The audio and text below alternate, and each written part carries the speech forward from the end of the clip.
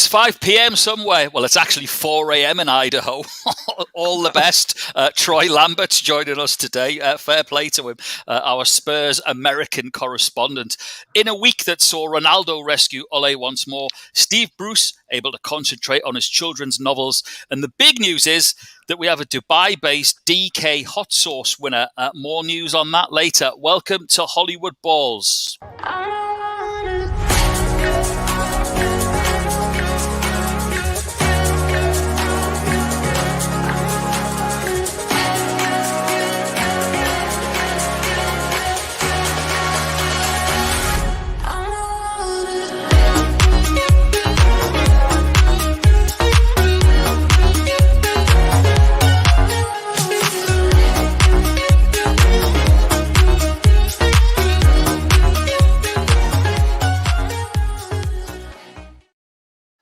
Yes, it's me, Geordie Pete Redding on Hollywood Balls, partnered by Manscaped. Massive thanks to the guys.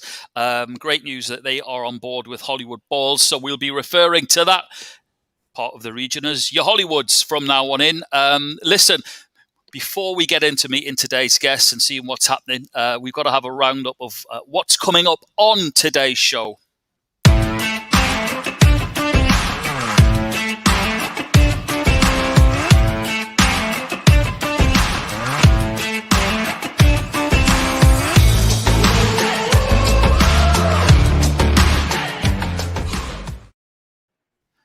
Okay, so we preview this weekend's massive game between Man United and Liverpool.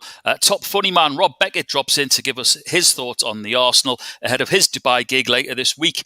We talk about the real heroes of St James's Park from last Sunday. An update on Mo Salah.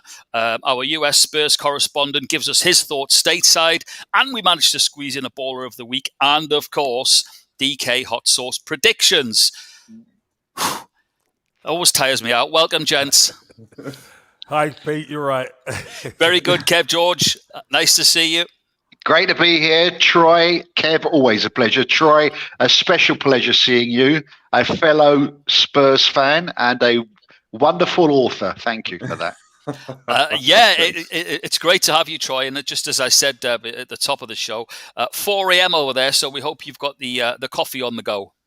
Got the coffee on, ready to go. Got up nice and early. I went to bed really late, one of the two. Yeah. Well, as I say, we've got Tottenham in the house, but to even it up, we've got a little cameo from Rob Beckett, who Arsenal is his team. We're going to start with Arsenal, Kev, which a great result last night. But before I do that, I do want to introduce Rob, because I asked him a couple of questions in his interview, and Arsenal, of course, cropped up. Listen, it was great that I know you're a Gunner, big Arsenal fan. Football fills everyone with frustration at times. No more than me. I'm a Newcastle fan. Listen, we share our Hollywood. Oh, you must be buzzing. Well, yes, I am. Yeah, I do want to say that. So happy. Look, we need the first thing Newcastle need to do, obviously, is stay in the Premier League, and hopefully they will, and then the excitement can build from there. But listen, I share our studio with Arsenal legend, Super Kevin Campbell, and he says for Arsenal that he's quite confident that the Arsenal are going in the right direction. What do you think?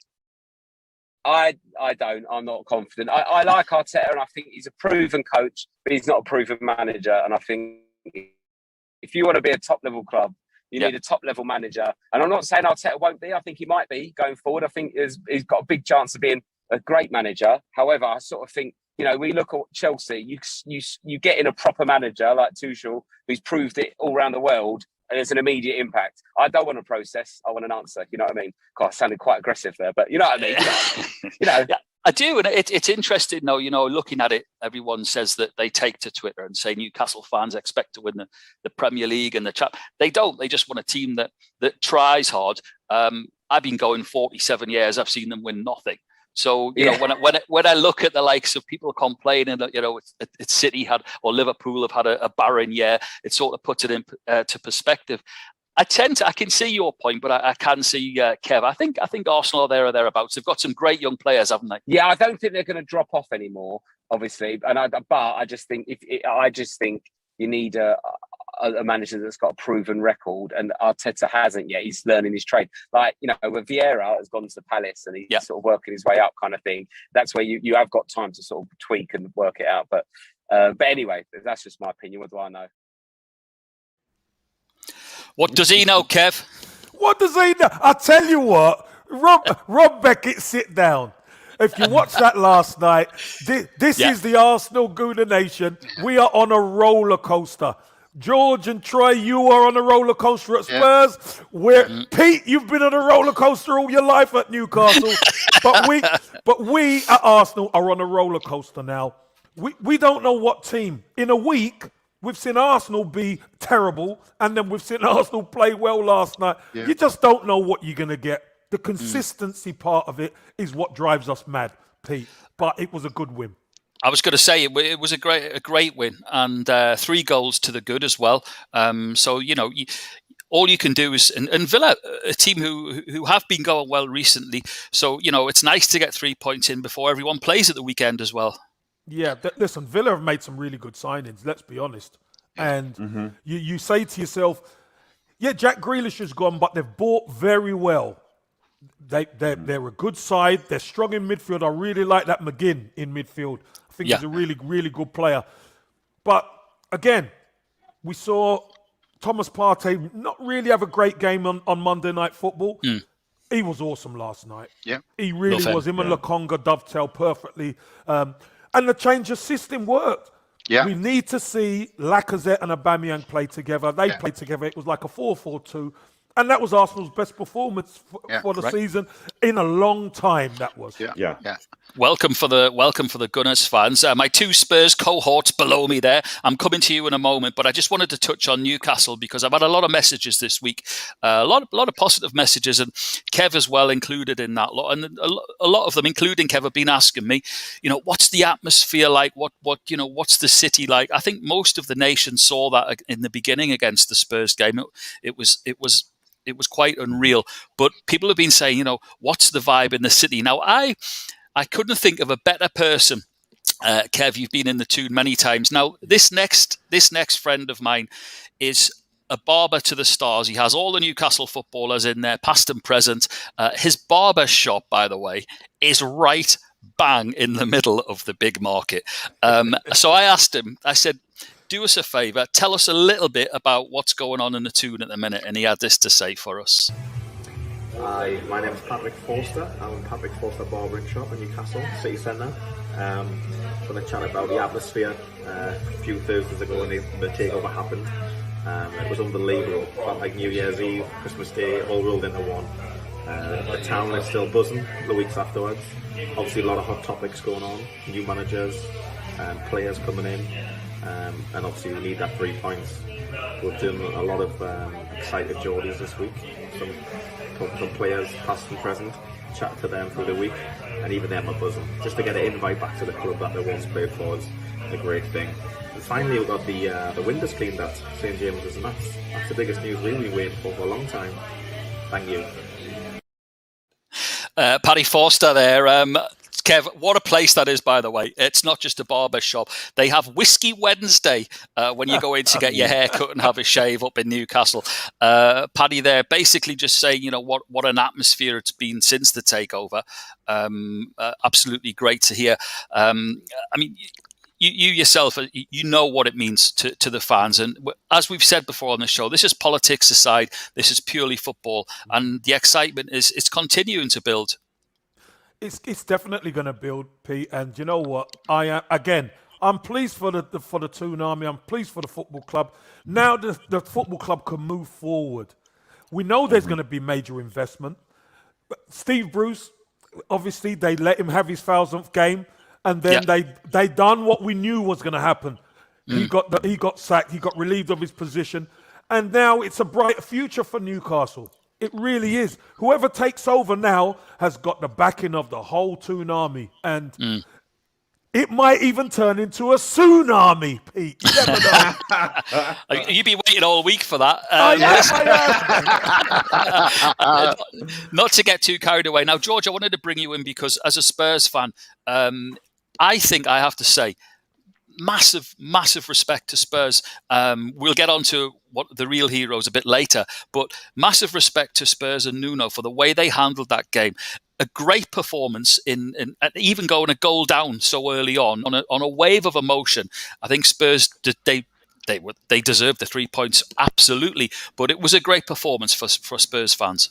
Yeah, it was a great performance. It's like Kevin says, sometimes you wonder which Spurs you're going to get, right? And they were on top of the game, best performance of the season. It was great. But I think all of that is secondary. Clearly the most important aspect of that day was how Spurs players, Newcastle fans, Newcastle players, everybody reacted appropriately and immediately, and perhaps saved the life of a great Newcastle fan. Yeah, we're going to get onto that. We're going to get onto that because we've got the names of the people involved. It was just... but Spurs did play very well. It was great to watch. It's like Kevin says. I mean, I think Arsenal are making progress. I've always said you got to give Arteta more time. He's buying players slowly. He's got a good mixture of youngsters. And I think Spurs will be following that because it's another season of rebuild for Spurs, right? Sure. And I think both clubs are in a similar situation. But it was a great performance against Newcastle Spurs. It was wonderful to watch. It was, Troy. I mean, I know you were watching because we were texting just before and during the game. As George says, a great performance, but one that, I mean, you guys have been following your match reports and stuff on Twitter. One that was badly needed, wasn't it? It was really badly needed, and it's exactly. I mean, I agree that Arsenal's on the way, on the right path. I think you're just on a building path, and I think Spurs are the same. I think that Nuno gets a lot of criticism sometimes for not bringing in substitutes or things like that. And I'm like, substitute who? From where? We need some depth. I mean, what do we have? Where is he supposed to turn on the bench? And so I think we did it. It was a solid performance. I was glad to see Kane finally break his drought there. It was guaranteed that it's at James's Park. When I saw him warming up, I was like, I said to my dad, I went, there it is. Any player, sorry Troy, but any player who's gone on a barren run and hasn't scored for 250 bring them to St James's Park. There you go. The freedom of the Gallagher end. He's going to score. There was in one of our Spurs groups chats, there was somebody going hat trick for Kane, and I'm like, I don't think so. But hey, we'll take one. That was good. Yeah, and he took it well, and it was similar to Kev. It was similar to one of those. It was a season or the season before last where Shelvey knocked it in, and he did the right thing, didn't he? Because everyone had shouted offside, but you just never know with our Fred. Finish it off. Finish it off, and let them deal with VAR after. And listen, I particularly thought it was a professional performance by Spurs. Obviously, going a goal down, the emotion could have unsettled them. But they got right on track, and fair play to them. You know, they put Newcastle to the sword. Good to see Newcastle respond a bit. Yeah, but Spurs were worthy winners on the day. Now, I'm sure I might crop up later on our baller of the week, but I did want to give a massive mention to, as George said, first of all, Sergio, Spurs players who brought the attention to, but also Dr. Tom Pritchard from Darlington NHS Trust, but also as well to Ruth MacDonald, by the way, Heaven's finest. She's a nurse, and Ruth literally performed CPR before Dr. Tom could get there. And Ruth is related to the one and only David Paul, who watches this show. He's not watching today because Paulie's on a bus on the way down to Crystal Palace with all the boys. So a big hello to them. They're off to watch the tune. But absolutely incredible scenes, George, as you said. And thankfully, the gentleman in question is making a full recovery. Yeah, it's just wonderful. I mean, everybody remembers what happened to Christian Eriksen in the Euros, and everybody was wondering if it was a player. Then it was clearly a fan, and it's just great. Football comes together. We do the right thing, and thank God the man is a Newcastle fan. Look, if any team would give their fan a heart attack, it'd be clubs like Newcastle and Spurs. The poor man, but at least he survived it, and he's looking to be in good shape. So it's a wonderful outcome. Wonderful outcome. And Troy, you retained our famous Geordie humour because his son was very active on Twitter thanking everyone this week. And he said, when the gentleman in question came around, he said that he had no recall or memory of what had happened. And his son said, probably for the best, Dad. So he's had messages, by the way, from the club, from the new owners, from Alan Shearer. And I think that has made his week. So long may his recovery continue, and we hope to see him back at St. James's Park really soon. Pete, can I just say, what an absolute blessing to have the quality people who can help him there. And obviously for Reguilon and stuff to recognise Eric Dier went to the something bench was wrong. And really, really aware players. That was a fantastic thing, and they've got to take some credit for that. Everyone who helped, brilliant. And to have that defib there too is really a big deal. I mean, everybody should be certified in those things. They're really easy to use, really easy to learn about, and it can save someone's life. Your chances are much higher of survival of a heart attack if you have one of those things nearby. Absolutely. Listen, we're going to move on to the big game, Kev. We're going to come to you. Geordie Dave Huggins in the house. He's watching as well. What is that? West Ham Spurs, is it? Well, no, he's Is that the big game, West Ham Spurs? No. Yeah, that's the big one. That's the big game for these two down the bottom, I'm telling you.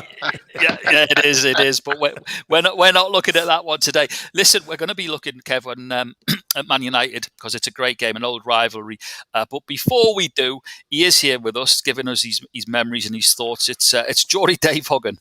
Hello there, it's Geordie Stato Dave Huggan here from Sydney, Australia, just back from the beach. Now, I'm previewing Manchester United versus Liverpool, and I want to talk about the past first of all. I know Kevin Campbell wants to know what the predictions are going to be, but let's talk about the past. So 4 major finals in the past between these two teams. 1977, Man United beat Liverpool 2-1 in the FA Cup final to stop Liverpool from getting the treble. 83, Liverpool got revenge in the League Cup final, winning 2-1. Then 96, Man United beat Liverpool 1-0. Eric Cantona scoring in the 86th minute to win the double for Manchester United. And in 2003, the League Cup final again, Liverpool got revenge with a 2-0 win over United with goals from Gerrard, deflected by David Beckham, and Michael Owen with about 5 minutes to go as well. One of my favourite games recently between the two was in January, an FA Cup fourth round tie, which Man United won 3-2. It was an exciting game. This time around, who knows what will happen? I'm going to go 3-1 to Liverpool, so put that down in the notebook, and let's see what happens. Enjoy, and now back to Pete. Dave Huggan, and let's hope after all of that he still remembers to do his missus' tea, the kettle on. Kev, it's one of the oldest rivalries in football and something to look forward to, isn't it? Huge game, absolute great game to play. And you know what? It's interesting because you see the way Liverpool are going, and they look unstoppable. That front three are a real handful. And you think to yourself, Man United are losing form. You know, after last weekend's game against Leicester, getting trounced, and then being 2-0 down midweek, you think, oh no, with the big game coming up. And then obviously they come back and win that game. Great second half performance. So they've got a little bit of momentum going into this game. But, wow, this is a tussle of the Titans, isn't it? And, there's so much pride at stake, Pete, as you well know. Manchester and Liverpool, wow, it's going to be awesome. We'll get to the predictions a bit later on, but George, it's a massive game, and if you read the press and believe the press, Ole's out again this weekend, and he's leaving according to our colleagues in the media, and also there's no place in the team for Ronaldo because he's bringing an imbalance to it all. What's your thoughts? I think Ole is under pressure. He probably puts himself under more pressure than anybody. Look, with all the riches they have to be more consistent. They're not a patch on City. They're not a patch on Liverpool. They're not a patch on Chelsea. Agreed. That's the reality. So therefore, when you're a big club like Manchester United, there's pressure. So it's a big season for him. He has to do well this season. What's the definition of well?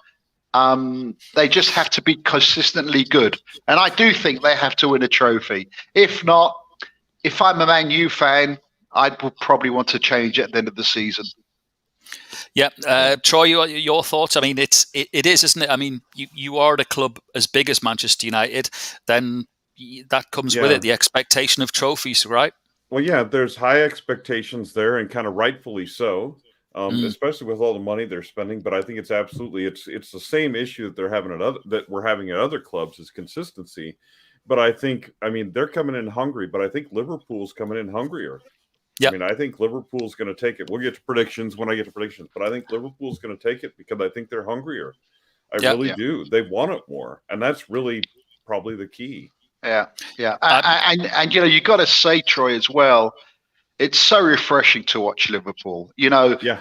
I mean, look, clearly our team has got zero chance of winning it, right? If I had to choose one of the other contenders, it would be Liverpool because they're not this cash-rich, unlimited reserve Chelsea, Manchester City type, right? And they're playing beautiful football. It's beautiful to watch. Well, they're playing as a team. They come together and they play as a team. There's definite chemistry there. And I think in a lot of other teams, no matter how rich they are, if there's no chemistry, it doesn't matter. Yeah, that's right. Because everybody's trying to be a superstar. And so I think that chemistry and that teamwork is really what's working for Liverpool. And it makes them absolutely a blast to watch.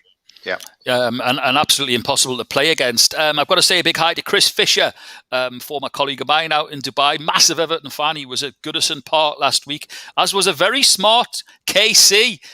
You were the smartest man in Goodison, mate. I saw that picture. Yeah, I was pit side. Listen, me being there didn't help Everton. No, it wasn't great, was it? It really didn't help Everton. I thought West Ham were really good. They were solid, weren't they? Well. They done really well. And do you know what? I've got to say, I watched Declan Rice live. What a player! What a player! He has improved so much. Really has improved so much. What a player! I think, him in United side makes a massive difference. Okay. But apparently, you watch out in January, or the end of the season, because I think his contract's up soon, isn't it, or whatever? Yeah. I sneaked in a call this morning when the missus was watching with a friend of mine, and we're talking about Declan Rice, and we just got to the conclusion that he is unbelievably great. But we started speaking about Declan Rice, Mo Salah, perhaps the best player in the world currently, De Bruyne, and they all played for Chelsea, right? Yep. And they sold them, right? Yeah. That's quite something. You let one great player go, it happens, right? 2, strange. 3, oh my God, right? That's incredible. It certainly is. Kev, I wanted to come back to you. George mentioned Mo Salah there. We've been featuring in the last 2 shows on here, but again, he was in the news courtesy of maybe his agent this week, saying that if it was down to him, he would spend the rest of his career at Liverpool. Is that engineered towards a new contract and getting this over the line, Kev? Pete, of course it's not. I mean, come on. I just thought I'd throw it out there. Well, why would he say something like that, Pete? Of course it is. Of course it is. 100%. Look, Mo Salah, the form Mo Salah's in, and I think we discussed this last week. Whatever contract Mo Salah's on right now, he has outplayed that contract. Liverpool should not even blink. They should just give him what he wants and move forward. But the problem is Liverpool have a budget that they're working with. And he's going to smash that budget, Pete, because if they don't pay him, somebody else will handsomely and gladly pay that man. Because at times, he is unplayable. And George mentioned it. He's probably the best and most dangerous player in the world football right now as a forward. Paddy, if you're watching, you get that barber's chair ready. Mo Salah's on his way up to the big market. He wants a trim. Wouldn't that be something? Listen, Troy, I'm going to come back to you. It is brilliant to see you again. Just tell us a little bit about what you've been up to, because it's been a while. I do have to say, though, which is absolutely fantastic for us, the new Hollywood Balls Legends series kicked off And we've had a couple of legends up straight away. We had Paul Stewart featuring Spurs, and what I'm delighted to say is that Troy and his publishing house of Mooney and Lambert, they're sponsoring Hollywood Ball's Legend series, where there's a Spurs player. And as a guest co-host, Troy, next up for us is the one and only Vinny Samways, correct? Yep, absolutely. And it's he's just a fantastic guy. And a lot of these legends are just fantastic. And what we've been up to really is we've been organizing some events for people now that we can do things in person. There's actually an in-person event in December 6th in London.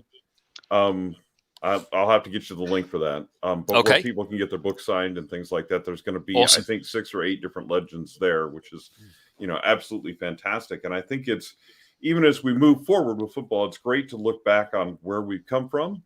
And the legends that have played, I mean, I think there's one on the show somewhere that played for another team. I've heard of him.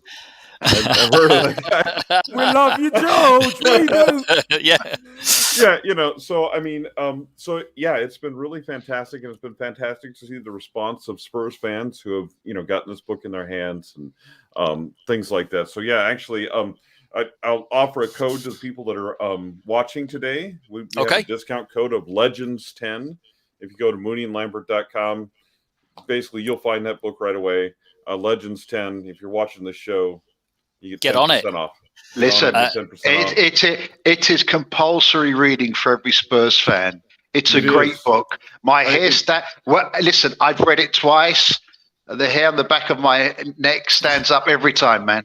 Yeah, it's just wonderful. The interviews are fantastic, and some stuff that I've never heard these guys say some of this stuff. I mean, it's absolutely incredible. You just don't find it somewhere else. So we're doing that. We're partnering with the guys that are putting up the mural of Jimmy Greaves. Wow, awesome. Deciding where they're deciding, not us, but they're deciding where that's going to be and what that's going to look like. And all that kind of stuff. And listen, Troy, thank you for mentioning Jimmy Greaves, and Pete and Kev, please allow me to say that, as an 8-year-old at White Hart Lane, I was there when young Stevie, we were playing Newcastle, of course, Pete. Young Steve Perryman tackled Bobby Moncur. The ball went to Jimmy Greaves, who was inside our half. He turned the Newcastle defender inside out, rounded the goalie and I remember that goal as if it was yesterday, Brilliant. God bless you, Jimmy Greaves. Rest in peace. You're my hero. Good stuff. Now, speaking of legends, I've got to give a quick shout out to John Burridge. Budgie's watching. He's messaging in. Budgie! He's on about Jose Mourinho. Get him off! Get him off! So, Budgie, is that your next coach? Hey, Pete, is that your next coach? Yeah. It could. We don't know. I'm sure Budgie's got an opinion on that. Moving swiftly on, we will keep you updated, by the way, of that Vinny Samways. Played a good role at Everton as well, Kev, did young Vinny, didn't he? Good player, good lad as well. Yeah. Great guy. Yeah. Looking forward to that one. And by the way, a massive thank you to Jerry Francis, who was Mooney and Lambert's first sponsored legend. What a man. That show, he could have gone on all evening. I think my favourite story was when he went to Elton John's party when he was invited. Elton apparently used to invite all of the players, all of the staff, and Jerry was there, and he said to Elton, he said, "Who's that there lying by the pool?" He said, "Oh, that's Kiki D. We had a number 1 together." Unbelievable tales from Jerry Armstrong. So more of the same. Kev, I wanted to come back to you and ask you, about this time of the season, we always have a look at what's going on in a championship because the race to the promised land is on. But just looking this morning, Bournemouth, they've set their stall out. They're already 10 points clear of the nearest sort of playoff activity, aren't they? Going great guns.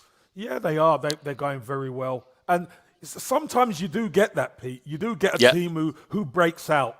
But one thing I could tell you about this championship is anybody can beat anybody on the day. Bottom can beat top, no problem. So good to have a buffer right now, but it tends to even itself out along the way. But fair play to Bournemouth. I saw them play Stoke in the week, and they're a decent side. They won the game 1-0. They're a decent side. They're one of the favourites to go back up. Yeah, the championship is a fantastic league. It is a fantastic division. I get as much pleasure watching the Championship as I do the Premier League games or the Champions League games. I tell you, to Kevin's point, anybody can beat anybody. It's so tough down there. It's so tough. And I love Scott Parker. He's very refreshing. It's still early days. I think I wouldn't. Early days. Yeah, very early days. Very early days, but what I've got to give a special mention. Rob Earnshaw was due to join us today, but he had to dash off to another appointment. But we will hear from Rob. But speaking of Rob Earnshaw, though, when you look at the bottom, Kev, we know about Derby's plight. Even though they've won 3 games, they've got that monumental task due to their punishment. But Cardiff, and it's not looking good for Mick McCarthy. He's lost about 5 on the spin, hasn't he? Yeah, Pete, football is such a crazy game. When Mick McCarthy and Terry Connor went in, they were unbeaten for such a long time. I know. Weren't they? They went unbelievable. They were challenging. They were fantastic. And when the tables start to turn, you go through a barren patch, and you can't win for love nor money. I mean, that was the big derby last week was a tough one. I saw that. For them to take 3-0 away, 3-1 away at your rivals, was a tough one to take. But I think Mick's an experienced guy. Terry Guy in the background, they're experienced people. They will get it right, Pete. They've got a decent squad. They've got good fan base, and they're a big club, so they'll get it right. He just needs a break. Before I come back onto a little bit of football, George, I've got a great story for you. You talk about how you hide the football away from your wife. Well, when I was a little boy, my mum used to go mad. She was like, "Football mad, your football this, football that." It's getting beyond a joke. So we went on a family holiday, and it was to get away from the football. Took my granddad, dad, little Maxine was there as well, and I went off to explore. Way in Portugal, and I came running back, and I was like, Mum, you're not going to believe this. All the footballers are here. We're playing football tonight. I was playing football with Mick McCarthy, Vince Hilaire, Tony Morley, Terry Bullivard. Yeah, absolutely brilliant. Wow. So I think I was about 10 at the time. So I think Mum just gave up and decided it was going to be a life of football. So we wish Mick McCarthy all the very best. And Kev, I just wanted to ask you, speaking of the Championship, how's our boy doing? Yeah, he's fine. He came on in the Bournemouth game for the first time in 10 months.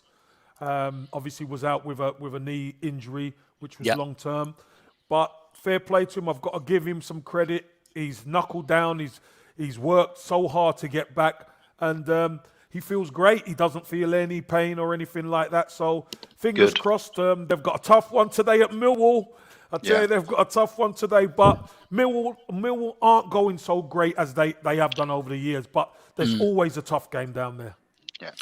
Yeah. Well, we wish him well, and as I say, Stoke are one of those teams, a myriad of teams on that joint 5th place in the mix. QPR there as well, going well again. QPR, special mention for my brother-in-law James, URs as he shouts. Okay, we're nearly at the point of, and we've got to concentrate a lot on the DK Hot Sauce predictions this weekend because we've got so many entries.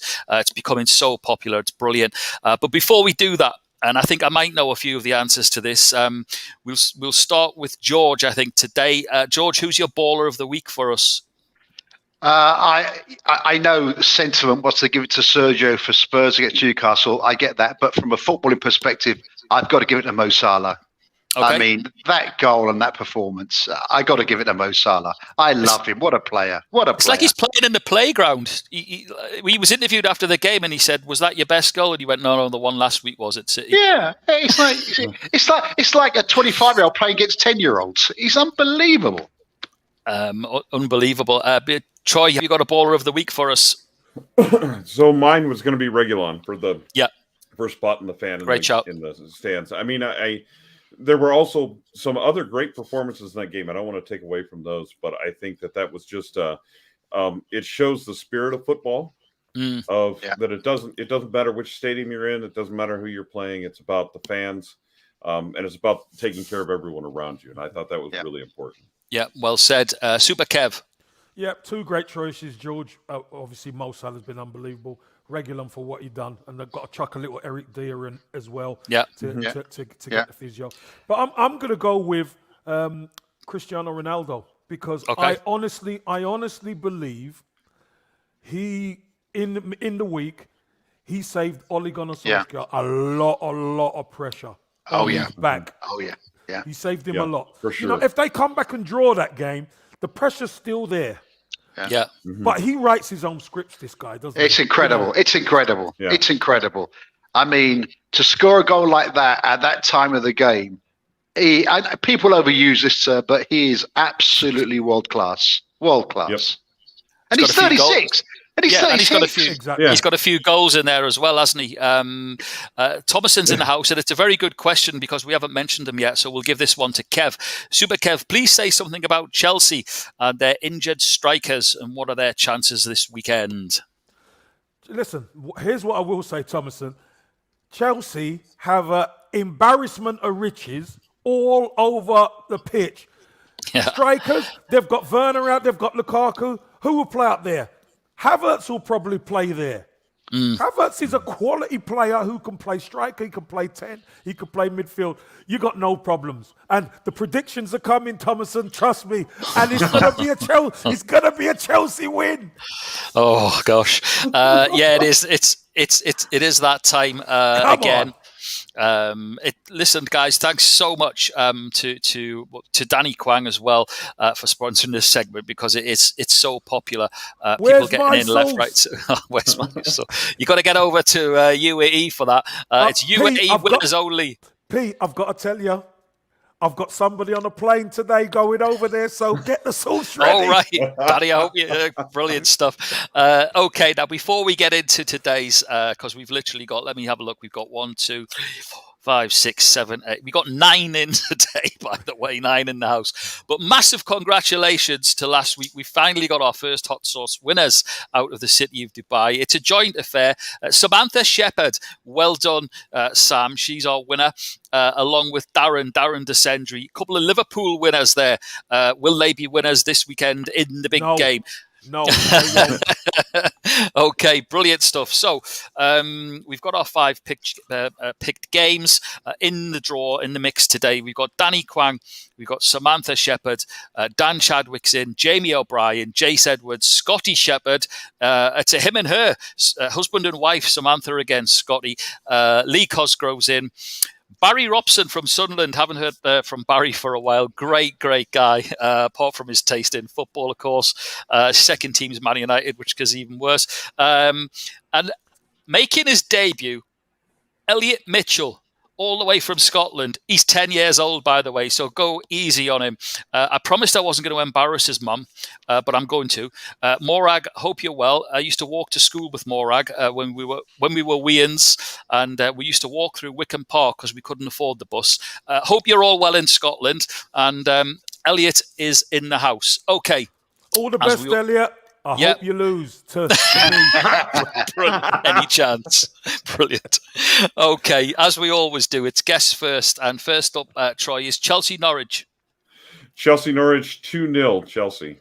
2-0 to Chelsea, straight to the point. That's why we love having Troy on. George, what have you got for us? 3-0 Chelsea.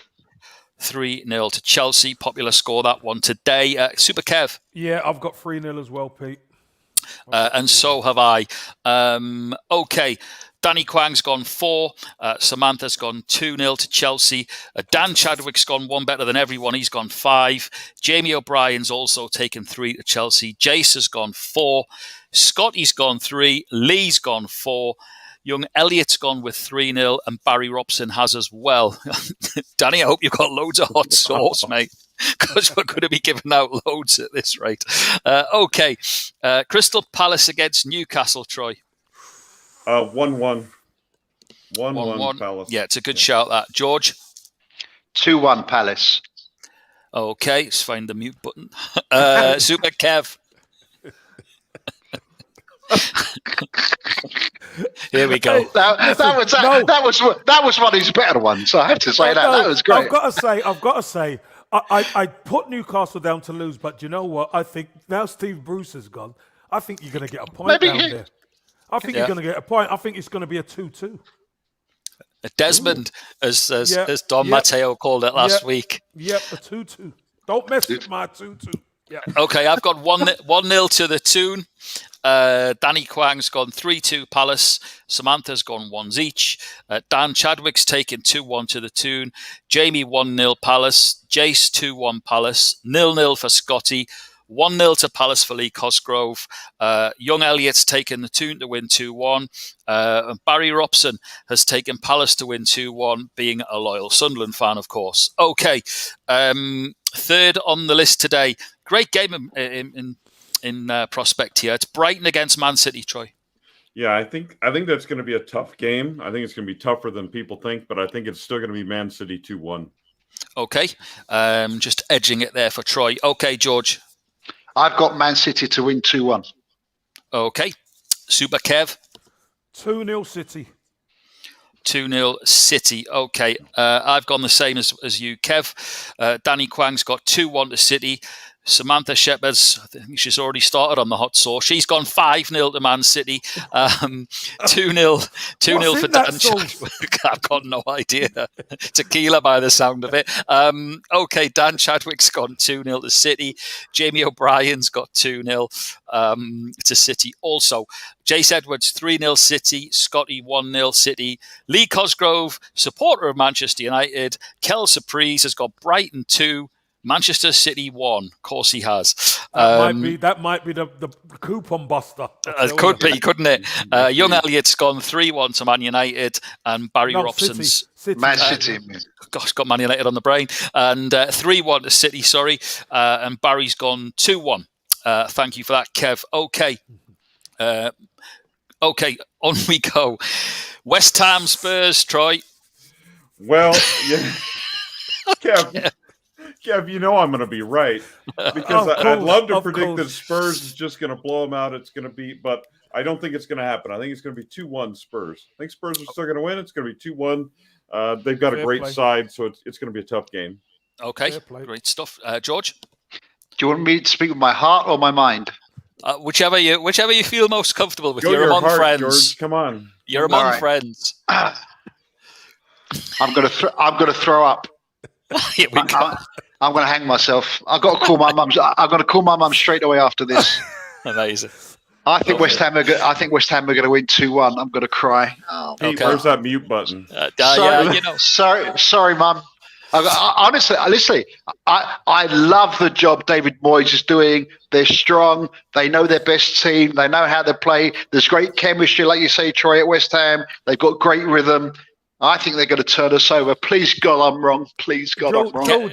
George, one thing for being pitchside last week, I got to speak to David Moyes. Obviously, he's my old boss at Everton, and he was buoyant. You know, he said we got a good group, everybody's together, and that chemistry is there. You could see it on the pitch. I know. They're a dangerous outfit.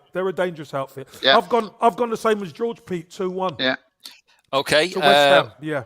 What I love, though, is George's commitment to the DK Hot Sauce Challenge, that he's so desperate to get points on the board that he will go against his own team. That's what we love. It's pure commitment. Pure commitment.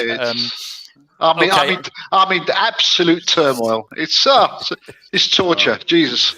I need a psychiatrist. I need help. I need help. West Ham 1-0. I'm a Spurs fan. Of course I need help. 1-0, yeah. 1-0 for West Ham for me. Danny Kwang's gone 2s each. Samantha's taken 2-1 to West Ham. Dan Chadwick's taken 2-1 to Spurs. Jamie's gone 1-0 Hammers. Jace has gone 2-1 Hammers. Scotty says a 1-1 draw.